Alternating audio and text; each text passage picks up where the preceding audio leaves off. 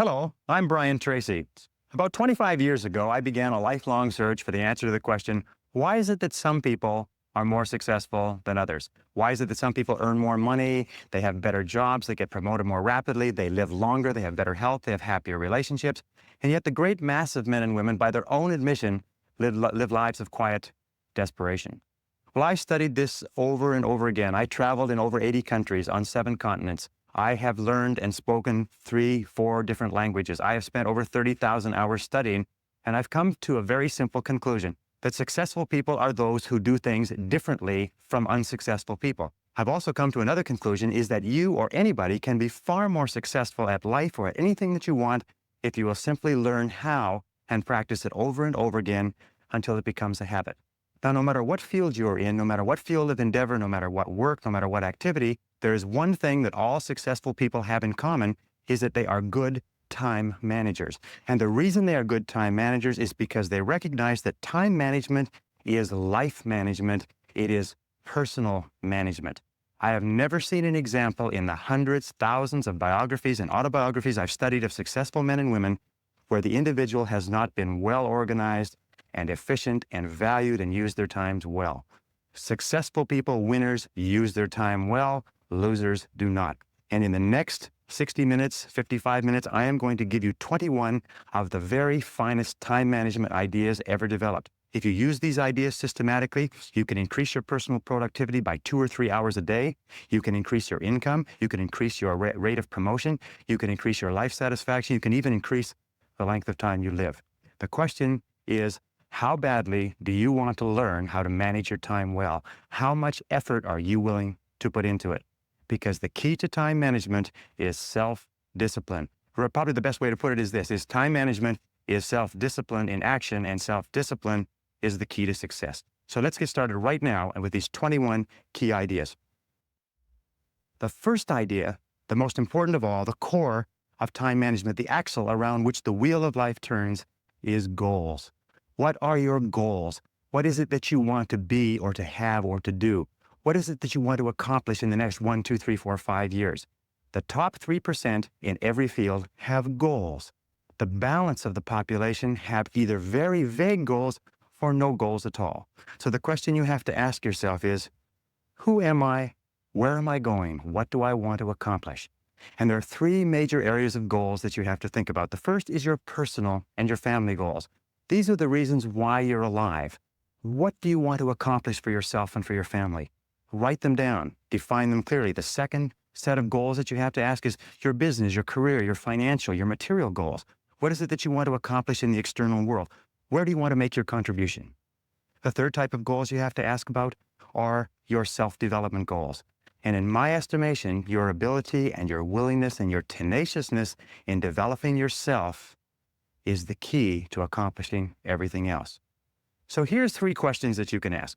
The first question is, what would you do? What would you set as a goal for yourself? What would you want to be or have if you just won $1 million in the lottery?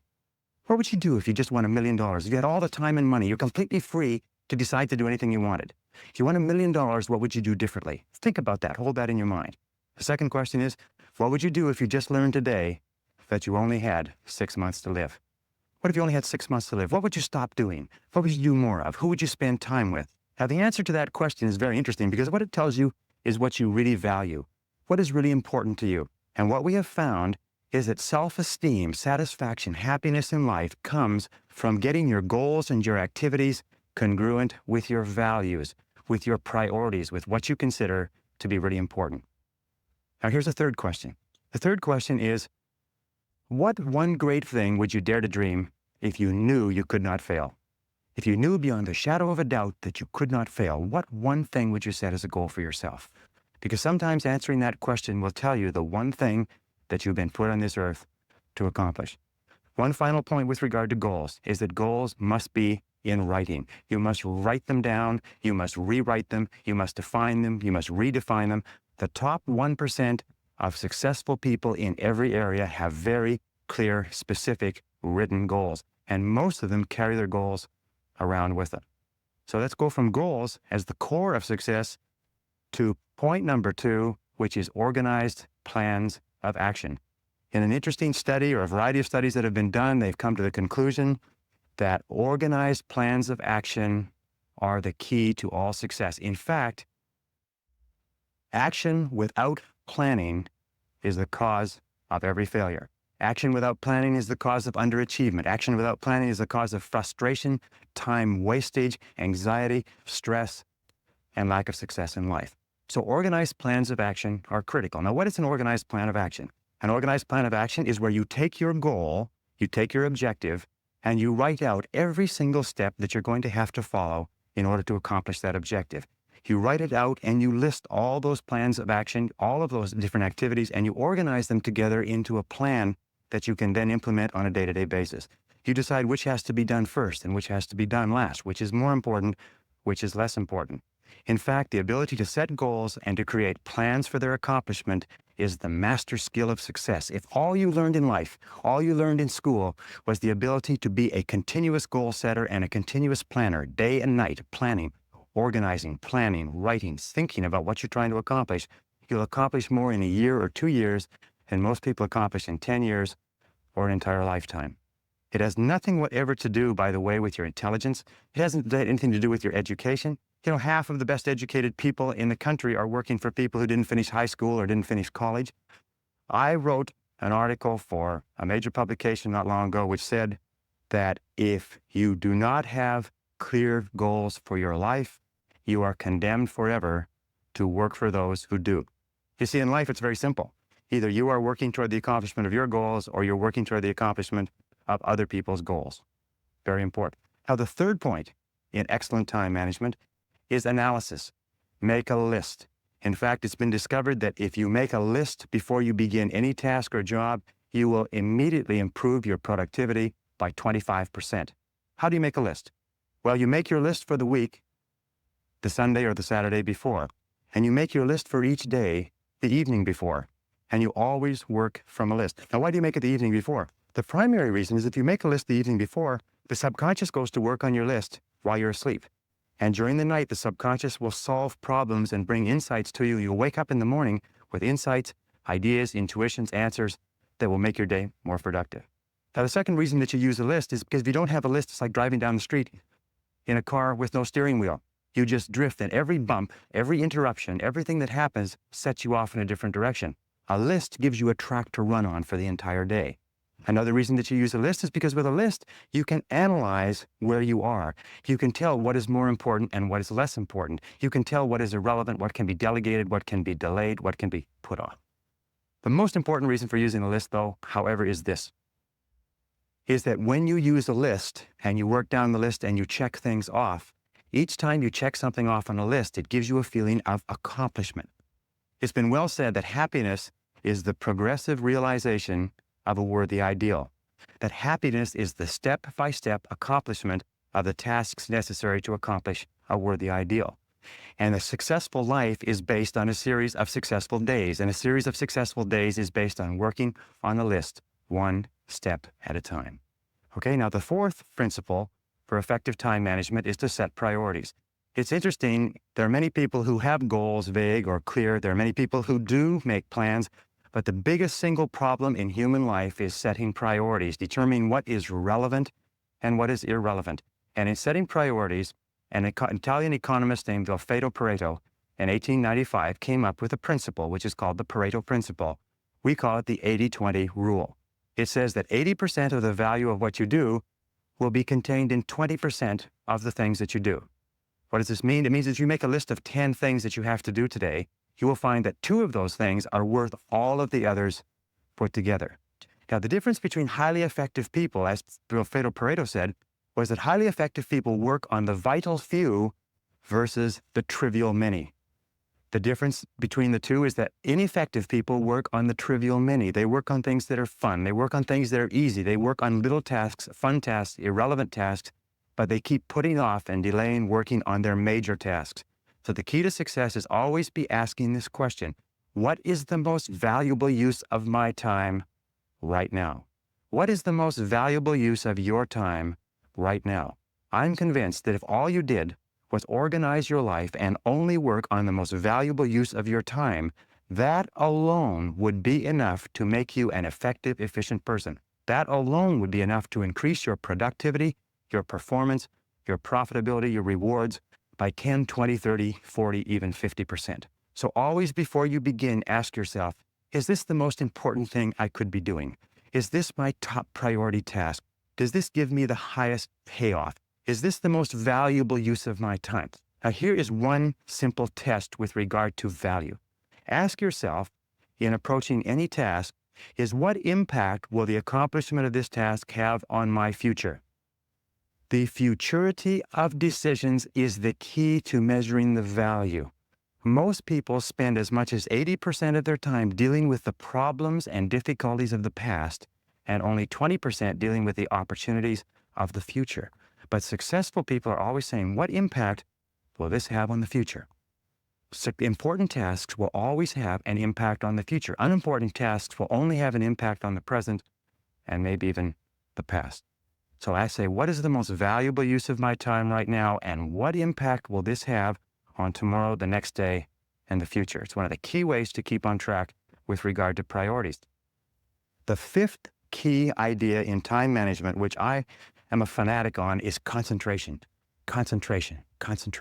Many people come to me in my seminars and they say, well, I never learned how to concentrate. I can't concentrate. How do I learn to concentrate? Learning how to concentrate is absolutely essential to success. As a matter of fact, it is impossible for you to accomplish anything worthwhile in life without the ability to concentrate single-mindedly on one thing at a time and stay with it until it's complete.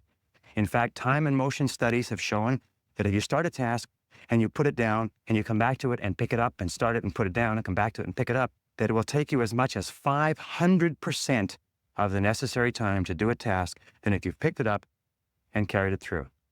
Alec McKenzie, great time management expert. Alec McKenzie calls this single handling.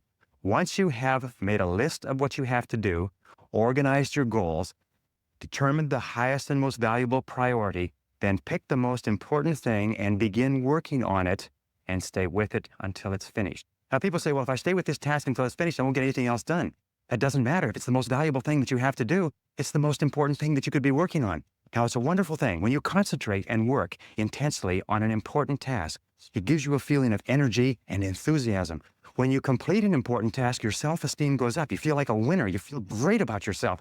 But if you work away on low-priority tasks, even if you complete them and do them well, you don't get any bang for the buck. You don't get any excitement or thrill from doing something that's not important. As a matter of fact, most stress, anxiety, frustration in the world of work today comes from working very hard on irrelevant tasks. Benjamin Trigo said, if it's not worth doing, it's not worth doing right. And I think it was Drucker who said, the very worst thing in the world is to do very well what need not be done at all. So concentrate single-mindedly on one task at a time. Do first things first and do things one at a time. Now, here's a very simple system that you can use for the first 5 points that we've talked about: goals, plans, priorities, analysis, concentration. It is the ABCDE method. A is the things that you must do, top priority. B is the things that you should do, second priority. C is the things it would be nice to do if you've got all your A's and B's done. D stands for delegate, E stands for eliminate. So when you make a list, the first thing you do is you ABC all your list. A, what you must do, B, what you should do, C, what would be nice to do, and then delegate and eliminate the others. With goals, what you do is this: you make a list of all the things you'd like to accomplish in the next 1 to 5 years. And then you go down the list and write ABC. What you'd love to do, what you'd like to do, what's not that important. Then you take your A goals and you make A1, A2, A3. In other words, your most important, second most important, third most important. Then you take those A goals, you transfer them to another sheet, and you make a list of all the things you're going to have to do to accomplish your goals. Then you ABC the list. And you say, what are the things I have to do? What are the things I should do? What are the things that would be nice to do to accomplish my goals? And then you put those into the goal list, and then you structure and schedule what you're going to do and implement. This is called the 6-step method. Choose your goals, set priorities. Choose your activities, set priorities, and schedule and implement. If you just do that on a day-to-day basis, that alone can make you a great, great success in life. The 6th key to time management is deadlines. Deadlines and rewards. Now, psychologists have discovered that 85% of the reason that you or I do anything is because of what we expect to happen as a result. We call this consequences or logical consequences. 15% is because of what we've been told, but 85% is the consequences that we expect. So therefore, what you do is when you have an important task, the way that you motivate yourself to do the task is you structure a specific reward that you're going to get when it's finished. Let me give you an example. Sometimes people are very uneasy about making telephone calls, especially salespeople, so they put it off and they procrastinate. What we encourage them to do is give themselves a reward every time they make a phone call. Put a cup of coffee next to the phone. Every time you make a phone call, give yourself a sip of coffee. Take a cookie and break it up. Give yourself a piece of cookie. In other words, train yourself the way you train a dog to have a positive consequence for everything that you do. So set deadlines. How do you set deadlines? First of all, when you set the goal, when you specify the task, set the deadline when it's going to be accomplished. Always set the deadline with lots of room to spare and always try to finish before the deadline. Tell other people that you're going to finish by this deadline. Promise others that you'll have your work done. It's a powerful way to act as what is called a forcing system.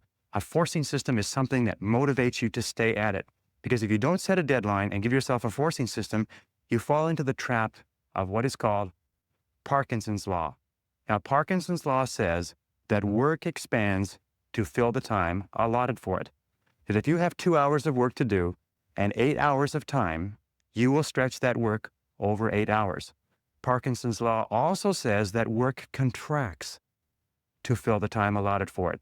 If you have 8 hours of work to do, and because of an emergency, you have to have it done in 2 hours, you will get it done in 2 hours. Highly effective people are always setting tight, stringent, disciplined deadlines on themselves so they get more work done in a short period of time rather than less work done in a long period of time. Does this make sense? Very, very important. The next principle, number 7, is what is called the time log, which is writing down and keeping track of where your time is going. All effective people know where their time goes. Now, let me tell you an interesting principle with regard to time management. It is this, is the more important you are, the more successful you are, the more you tend to measure out your time in minutes. The less successful you are, the more you tend to measure out your time in hours, days, and weeks. The average person thinks of terms of morning or afternoon.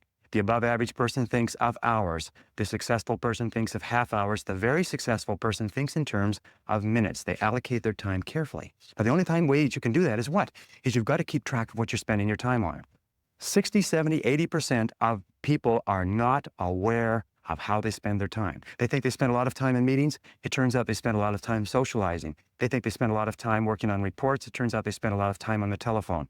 They think they spend a lot of time doing important jobs. It turns out they spend a lot of time wasting time. So keep a time log or just keep a sheet. And whenever you have a chance to look at your watch, write down what you're doing at the time or have somebody else watch what you're doing and feed back to you how you're spending your time. And then you have to ask, is how I'm spending my time consistent with my major goals, my top priorities, my high payoff tasks? And you'll find that it's not. And you'll also find that you feel frustrated and you feel stressed if you are not working your time on the things that you're supposed to do. So keep measuring your time, logging your time, analyzing your time. How am I spending my time? Am I spending my time on the things that are important to me? Am I spending my time on the things that give me a big payoff? And if you're not, keep adjusting and modifying your schedule. A very interesting point with regard to the time log is that self-discipline is critical. You've got to discipline yourself and you've got to measure and analyze your time every single day or you slip off it again. The next principle is the principle of procrastination. Overcoming procrastination is absolutely critical, but there's two kinds of procrastination. There's positive procrastination and negative procrastination. Positive procrastination is when you procrastinate on doing low priority tasks. It is when you procrastinate on doing things that do not contribute very much to your major goals. Negative procrastination is when you procrastinate on what is called your most important tasks. Now, there's an interesting point, is that their tasks are either urgent, which means they have to be done now, or they are important, which means they don't have to be done now, but they have a very high impact on your future. We have a natural tendency to always do what is urgent rather than what is important. Important tasks are seldom urgent, and urgent tasks are seldom important. So you overcome procrastination with a very, very simple method. It was developed by W. Clement Stone when he was a young man. He built a fortune of $500 million, and this is one of the central principles of his life. It's simply this. Every morning when you get up, say over and over to yourself, Do it now. Do it now. Do it now. I do it now. Do it now. Whenever you have this tendency to procrastinate, program your subconscious mind with this automatic conditioned command. Do it now. Do it now. Do it now. The key to overcoming procrastination is to develop a sense of urgency. Be the kind of person who gets things done quickly. Be the kind of person who launches fast on a task. One of the ways to launch fast on a task is to take the task and break it up, what is called salami slicing it. Slice a piece of salami. Don't try to eat a whole loaf of salami, just eat it one slice at a time. Take your task and break it up into small pieces and do one piece at a time.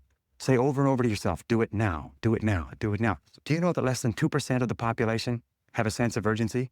And that there's not an example of a successful person anywhere who does not have a sense of urgency? That if you just develop a sense of urgency when somebody gives you a task, that you get on it and do it fast, that alone will move you into the top ranks in a very short period of time. In a study done amongst 104 chief executive officers 2 years ago, they asked what would be the qualities that would put a person on the fast track in their career. You know the conclusion they came back to with? 2 qualities. Number 1, the ability to set priorities, to choose what was relevant over what was irrelevant. And number 2 was the ability to get the job done fast. If all you did was this, set priorities and get the job done fast, that alone would cause you to stand out from 80 to 90% of the people that you work with. Number 9, delegate. Delegate everything that you possibly can. Now, what does delegation mean? Delegation is very simple. What it means is this, is that whatever your hourly rate is, let us say your goal is to earn $50,000 a year. If you work 8 hours a day, that's $25 an hour. You got that? So you're a $25 an hour person. Now, the only way you can make $25 an hour is if you do $25 or more work. And the only way you can do $25 an hour or more work is if you take anything that can be done by anybody who earns less than you per hour, 20, 15, 10, 5, and so on, and delegate, outsource, have somebody else do it. The most valuable resource in the world today is productive time. And do not waste your productive time dropping off laundry, getting your car washed, mowing your lawn, cleaning your house. Do not waste your productive time doing things that you can hire people to do for $5 or $10 an hour. Use your productive time on tasks that are more expensive, of higher value. Delegate everything that you possibly can. In fact, its general conclusion is this, is that if you cannot delegate, if you cannot get other people to do things of lower priority for you, you cannot grow, you cannot develop, you cannot be successful. You may be successful running a shoe shine stand, but that's about the limit of it. Delegation requires one key word, clarity. Clarity. The reason people don't delegate is because they've delegated and other people have dropped the ball. But the major reason why people don't fulfill the tasks that you've given to them is because of lack of clarity. So when you delegate, here are the keys. First of all, think through what you want done. Write it down. Second of all, pick the right person to do it.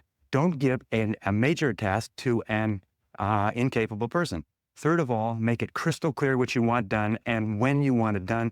And fourth of all, check, review, inspect, keep on top of it to make sure it is done on time. Never assume that anything will be done on time. I read something years ago, a great sign. It said that assumption lies at the root of all foul-ups. Never assume that anybody or anything will be done on time unless you check on it yourself. Okay, the next principle, number 10, is meetings.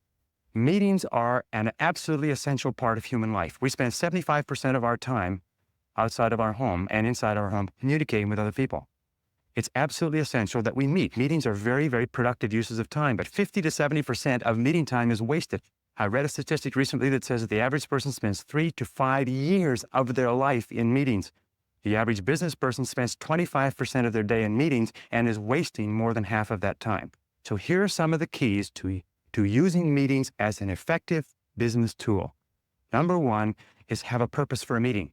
Make sure that it's crystal clear at the beginning what the purpose of the meeting is. If you are the person organizing the meeting, when you start the meeting, you say the purpose of this meeting is. And if you are not, when you sit down, you ask the person who is chairing the meeting, what is the purpose of this meeting? You look upon a meeting as an investment. Take the time, the dollar value of the time of each of the people at the table, and look upon it as an investment of that many dollars in time. Best way to save time in meetings is what? Is don't go at all. If you can possibly avoid a meeting, don't go to it. If there's no need for you to be there, get the report on what happened later. Second thing we do when you do go to meetings is make sure that there's an agenda. An agenda is like a list. It's a track to run on.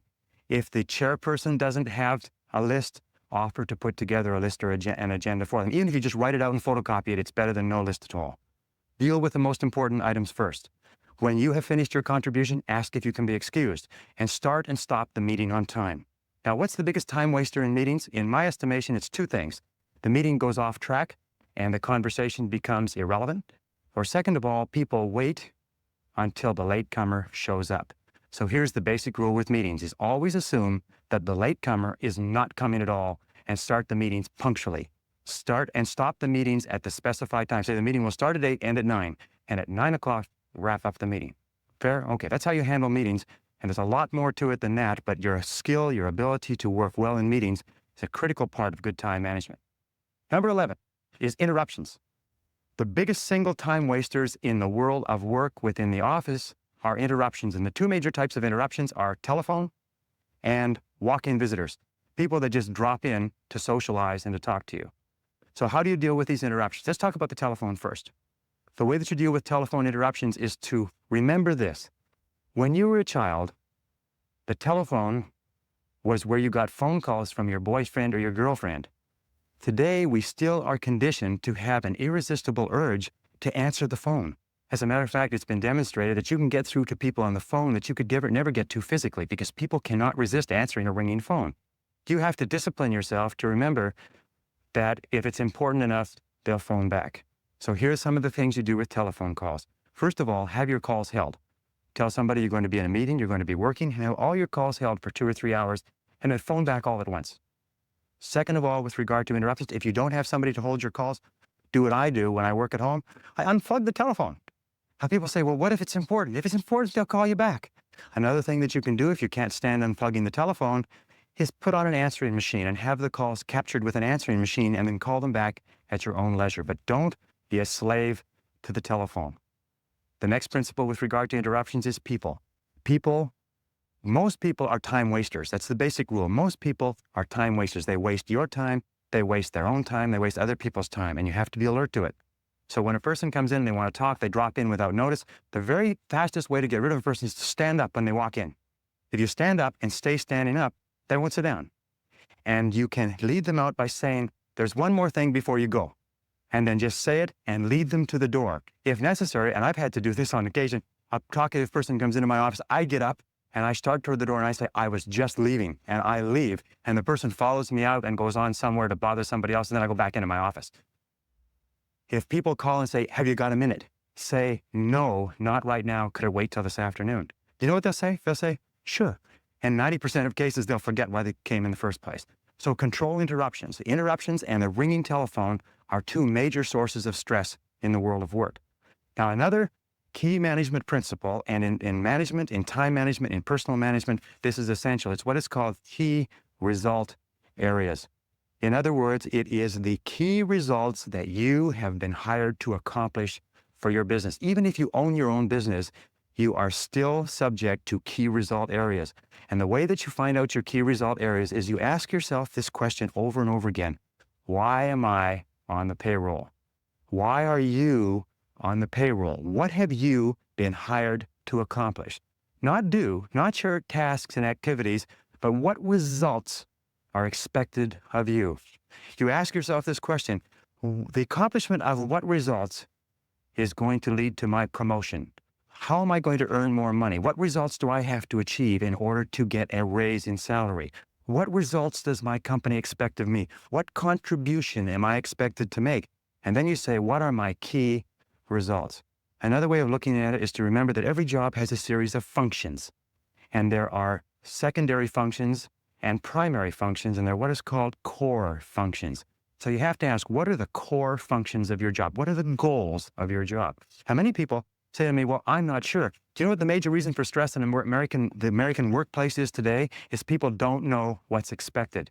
I would say 80 or 90% of people out there do not know what's expected. They're not sure why they're on the payroll. And here's a very simple technique for it.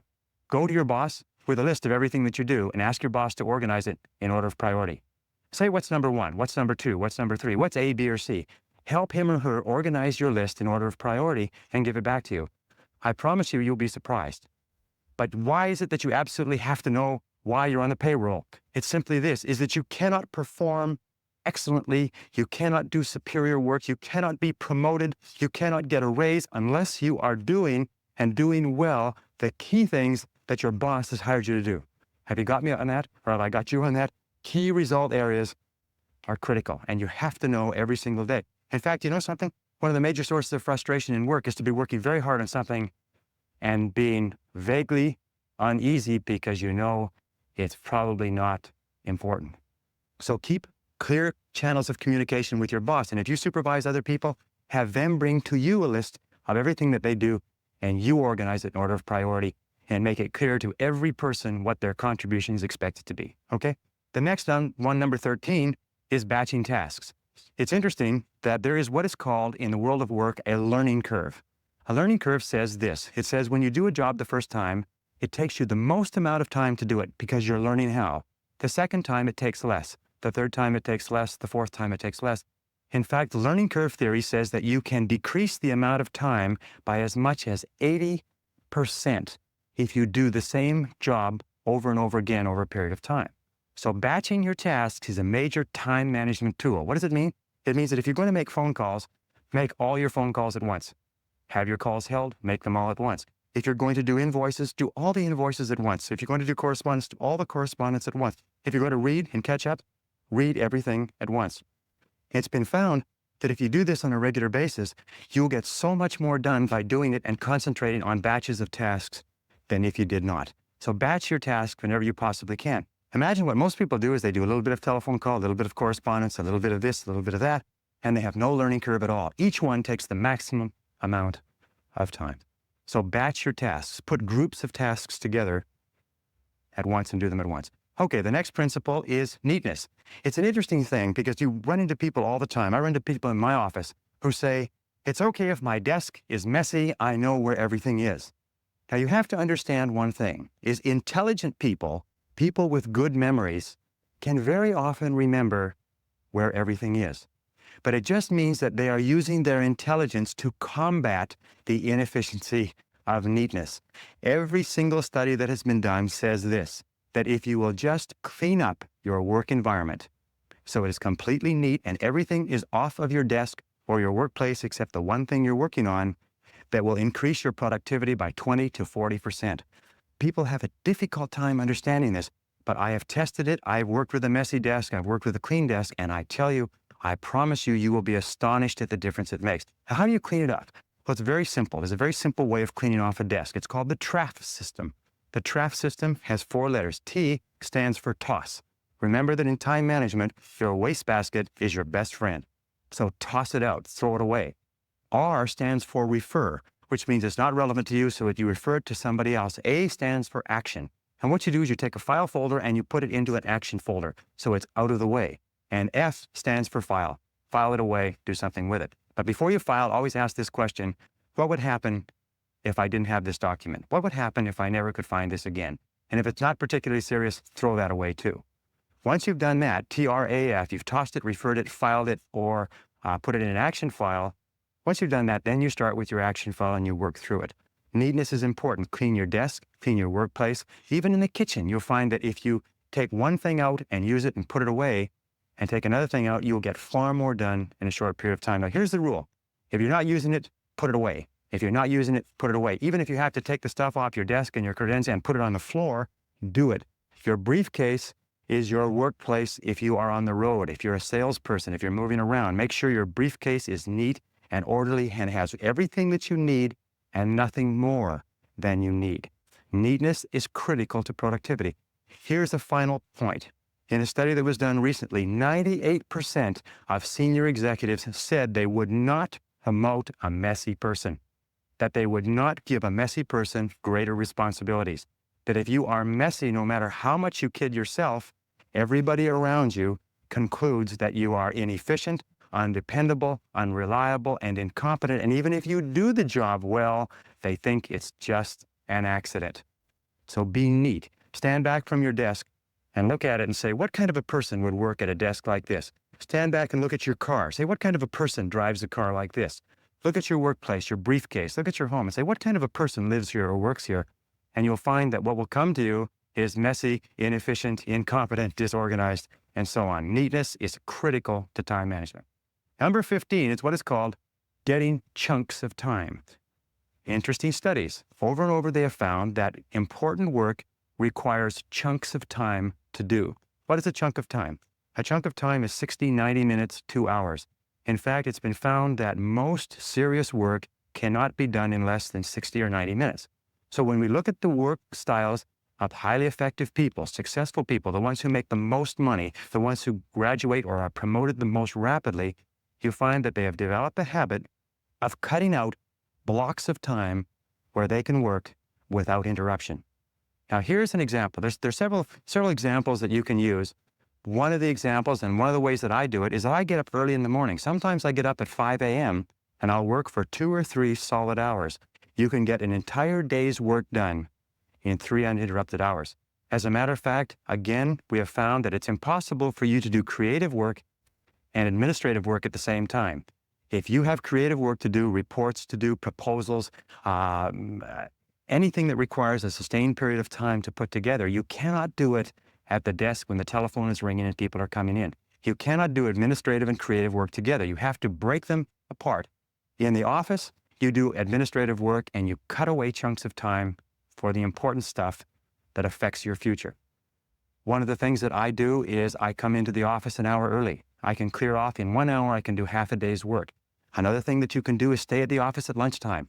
Work at your desk. At lunchtime sometimes is the very best time to work.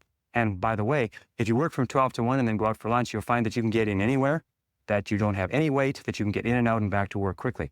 A third is stay late. Sometimes just working from 5 to 7, you'll do an entire day's worth of work. By the way, with regard to travel, I travel a lot and more people travel by air.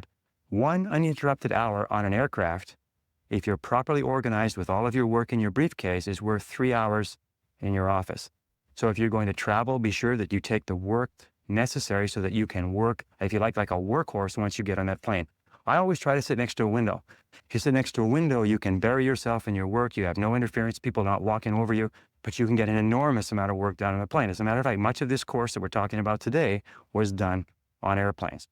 Number 16 is to use what we call transition time. Remember this, is that you will always be paid in life for the value of your contribution. And if you want to earn more, you must learn more. And the most successful people are those who are continually taking in new information, continually learning more, continually taking every opportunity to keep current with their profession and to advance their knowledge. In fact, the knowledge in every single field today is doubling every 5 to 7 years, which means that whatever you're doing, in order to stay even, your knowledge has to double every 5 to 7 years. Now, it's simple to do this. The basic rule is this. You should or you must spend an hour every day investing in your own mind, investing in yourself. You must take an hour every day and read and study and take notes. If you're doing less than an hour a day, you're falling behind. If you do 2 hours a day, you put yourself on the side of the angels. Now, here's some of the ways that you can get this extra learning time, this extra working time, this extra personal growth time. First and most important of all is driving or traveling to and from work. If you drive, the average driver today drives 12 to 25,000 miles a year. That's the equivalent of 500 to 1,000 hours a year. And of course, if you're on the Los Angeles freeways, it's about 1,500 hours to 2,000. But that is the equivalent of 12 to 25 40-hour work weeks. That's the equivalent of 3 to 6 months of work weeks. That's 1 to 2 university semesters. You know, the average person, of course, is not you, because the people who watch videotapes like this are usually the cream in any organization for any society. The average person sits there and listens to the radio all the time. You can become one of the best educated people in your profession simply by listening to audio cassettes going to and from work or to and from errands. Now, another very important part of transition time is coffee breaks. You know, the average person takes 2 coffee breaks a day, 20 minutes each, 40 minutes a day. 40 minutes a day times 5 days a week is 200 minutes. 200 minutes times 50 weeks a year is 10,000 minutes. 10,000 minutes is 166 hours. 166 hours is over 4 full 40-hour weeks. Now, what does that mean to you? It means that if you just decide that you're going to read on a particular subject at your coffee breaks for the next year, you will be an expert on that subject before the year is out.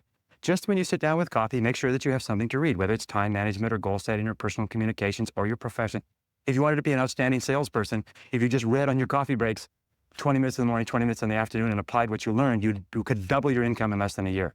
And most people sit there in their coffee breaks and they read the sports page and they don't realize that their life is passing them by.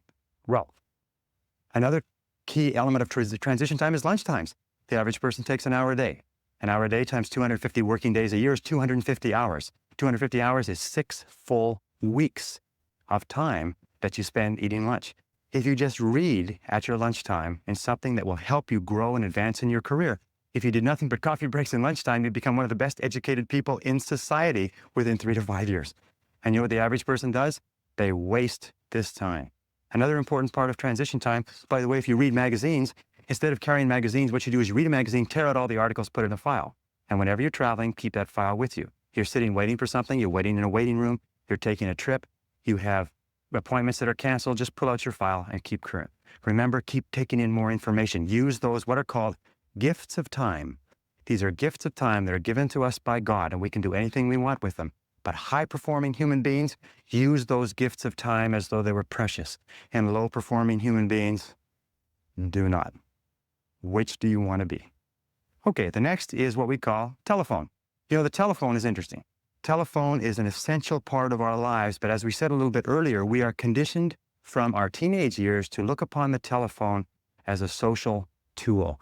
It's something that we look forward to getting onto because we associate it with romance and fun and communications with people that are important to us.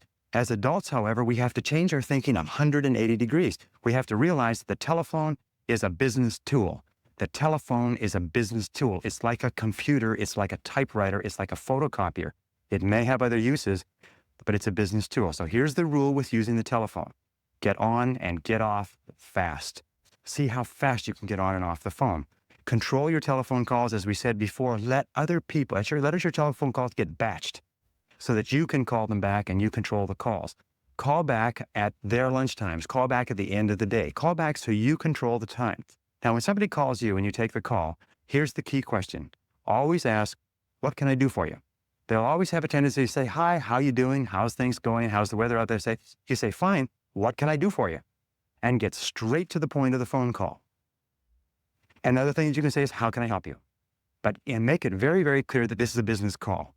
If you are going to be making phone calls, look upon a phone call as a meeting by wire. And what you do is you make an agenda for the meeting. What many people do, if you talk to people all the time, keep a file on that person. And when you think of calling that person, take out the file and work on your agenda. Go down the agenda. When you completed the agenda, you say, thank you very much. I'll let you go now. I know you're busy. And hang up the phone. What do you do with talkative people? Talkative people, you say, excuse me, I've got another call coming. I've got to run. If that doesn't work, you say, my boss is calling me. If that doesn't work, hang up the phone in the middle of the conversation as though the phone line has been cut off. Person probably won't even pay any attention to it because they're so used to being cut off by other people. Remember this, is that people are time wasters, and the great majority of people have no goals, they have no priorities, they have no plans, they have no concern about becoming successful, and they think that you're the same. They think because their time isn't worth anything, that your time isn't worth anything also. So be very alert to that. By the way, one final point. When you have telephone meetings, keep good notes. I heard a very smart man say that the power is on the side of the person with the best notes. I have lost thousands of dollars because I have agreed to something on the telephone. I have not documented it. The person has come back to me and said, you agreed to something else, and they had it written down in their files, and I couldn't argue. So when you're on the telephone, write. One final point is always have a pen, always have a pencil, always have a pad. Never pick up the telephone without a pen in your hand. The most incredible thing I hear over and over again is when I call people and I try to leave a message, their voice drops and they say, oh, just a minute, I'll go and see if I can find a pencil. And the phone goes clunk and the person goes away and they come back and they say, oh, geez, this pen won't work, just a minute, and the phone goes clunk and they go away again. If a person ever answers the phone without a pen in their hand, you know this person is going nowhere in life. It's as simple as that. My own personal opinion, of course. The next key is punctuality. One of the most important things you can get in terms of reputation is a reputation for being punctual, which means being on time. My friend Joel Weldon says it very well. He says, if you're not early, you're late. That there is only one 1-minute period in any appointment when you're exactly on time. And so if you aren't there early, you're there late. Less than 5% of people in America are punctual. Less than 5% of the population is punctual. And those people stand out. As a matter of fact, if you want to stand out from the average person, all you have to do is develop a reputation for punctuality. Pretty soon people say, boy, he or she sure is punctual. He or she sure is punctual. Now, let me tell you something about punctual people. If you ask a person, what do you think about so-and-so who is very punctual? They will say, I think this person is more competent, more reliable, more dependable, more intelligent, more valuable, and more likely to be promoted and given greater responsibilities than the person who is late all the time. The person who is late all the time is considered unreliable, sloppy, undisciplined, a poor time manager, and not capable of greater responsibilities. Why is it that people are not punctual? Two reasons. One is they don't realize how important it is. It never occurs to them that when you are late for an appointment, you are insulting the person who has agreed to see you at that time. If you are in sales and you're late for appointments, you can forget it. I had an interview with a person the other day who I was hiring for a very expensive position. She showed up to an appointment 15 minutes late. A person who comes 15 minutes late to the first appointment, the basic rule is this, is never hire a person who comes late to an interview. A person who comes late to an interview is sending you a flash. It's a signal that this person is unreliable, incompetent, undependable, and if you let them get away with it, you're in for trouble. Anyway, I'm just passing on that. Punctuality, coming back to that. Vince Lombardi of the Green Bay Packers had what he called Lombardi time, which meant 15 minutes early. If he said to his team, be here Lombardi time, that meant be there 15 minutes early. Develop the reputation for being punctual. And finally, one other thing is if you are a superior and you have subordinates or you have people working for you, reporting to you, don't keep them waiting. If you agreed to see them at 3 o'clock, don't keep them out there spinning their wheels, standing around. It's one of the worst insults that you can do to people. And if I could just come back one more time, with regard to communications, you know, one of the great time wasters in life, this is aside from the points that we're talking about, is lack of concentration, distraction, fatigue. It's not paying attention. How many times have you had problems, serious problems, because you had a conversation with a person and they agreed to do something or you agreed to do something and one or the other of you forgot all about it, didn't remember it, wasn't paying attention, it wasn't done, it cost an enormous amount of money? How often does that happen to you? Paying very close attention is a powerful time management tool. If somebody comes in to see you, cut off all phone calls, close the door, clear your desk, and concentrate single-mindedly on a person. 10 minutes of concentrated conversation will clear up more than 1 hour of interrupted conversation. Pay attention, take notes. Now, number 19 is called work simplification. Do you know that at the turn of the century in the United States, it took 50% of the American population to feed, working on the farms, to feed the other 50% living in the cities? Today, it takes less than 3% of the farm population to feed the other 97% in the cities and half of the world besides. The reason for that is because of mechanization, systematization, simplification of the agricultural process. As a matter of fact, every great advance that has been made since the Industrial Revolution has been toward simplification. Always be looking for ways to do tasks faster, easier, cheaper, quicker, better. Always be looking for ways to do them faster. As a matter of fact, over and over again, individuals have put their careers on the fast track by finding ways to streamline existing processes. Now, here's a couple of other ideas which have been very useful to me in terms of getting more done in a short period of time.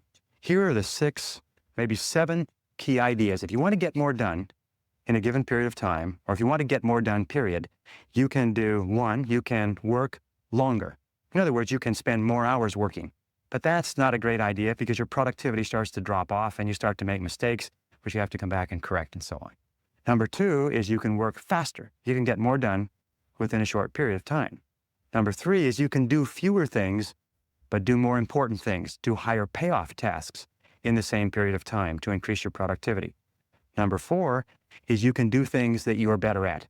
One of the qualities of leaders is that leaders, exceptional people, are always concentrating their time on doing what they do best.